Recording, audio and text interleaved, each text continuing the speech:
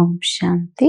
ఈరోజు ఫిబ్రవరి 13వ తేదీ 2025 శివబాబా వినిపించిన మురళి సారాంశము. మధురమైన పిల్లలు, తండ్రి ఎవరో ఎలా ఉంటారో వారిని యథార్థంగా తెలుసుకొని స్మృతి చేయాలి. ఇదే ముఖ్యమైన విషయం. మనుష్యులకి చాలా యుక్తితో ఈ విషయాన్ని అర్థం చేయించండి అంటున్నారు బాబా. ప్రశ్న: పూర్తి విశ్వానికి పనికొచ్చే ఏ చదువును మీరు ఇక్కడ మాత్రమే చదువుకుంటారు? సమాధానం: పూర్తి విశ్వానికి పనికొచ్చే చదువు ఇదే. మీరందరూ ఆత్మలు. స్వయాన్ని ఆత్మగా భావించి తండ్రిని స్మృతి చేస్తే పావనమైపోతారు. విశ్వమంతటికి తండ్రి అందరినీ పావనంగా చేసేందుకు ఒకేసారి వస్తారు. రచయిత రచనల యొక్క జ్ఞానాన్ని ఇస్తారు కనుక వాస్తవానికి ఇది ఒక్కటే విశ్వవిద్యాలయము. ఈ విషయము స్పష్టం చేసి అర్థం చేయించండి అంటున్నారు బాబా. మంచిది.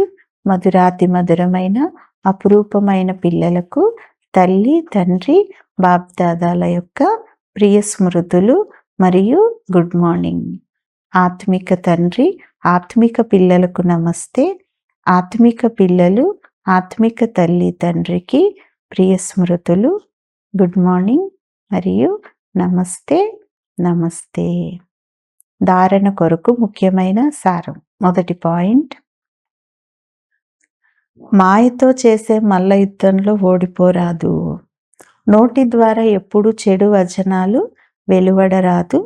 చెడు నడవడికలు, చెడు కర్మలు జరగకుండా గమనం ఉంచుకోవాలి అంటున్నారు బాబా.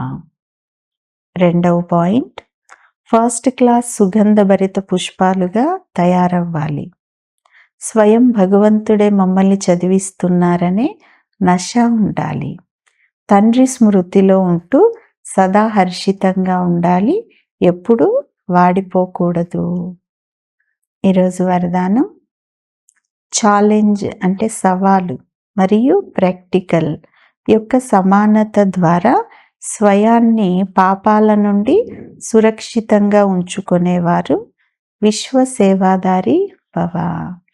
వరదానం యొక్క వివరణ: పిల్లలైన మీరు ఏ ఛాలెంజ్ చేస్తారో ఆ ఛాలెంజ్ మరియు ప్రాక్టికల్ జీవితంలో సమానత ఉండాలి. లేకుంటే పుణ్యాత్మకు బదులుగా బరువును కలిగిన ఆత్మగా అయిపోతారు. ఈ పాప పుణ్యాల విధానాన్ని తెలుసుకొని స్వయాన్ని సురక్షితంగా ఉంచుకోండి. ఎందుకంటే సంకల్పంలో కూడా ఏ వికారం యొక్క బలహీనత, వ్యర్థమైన మాటలు, వ్యర్థ భావన, ద్వేష భావన లేక ఈర్ష్య యొక్క భావనలు పాపాల యొక్క ఖాతాను పెంచుతాయి.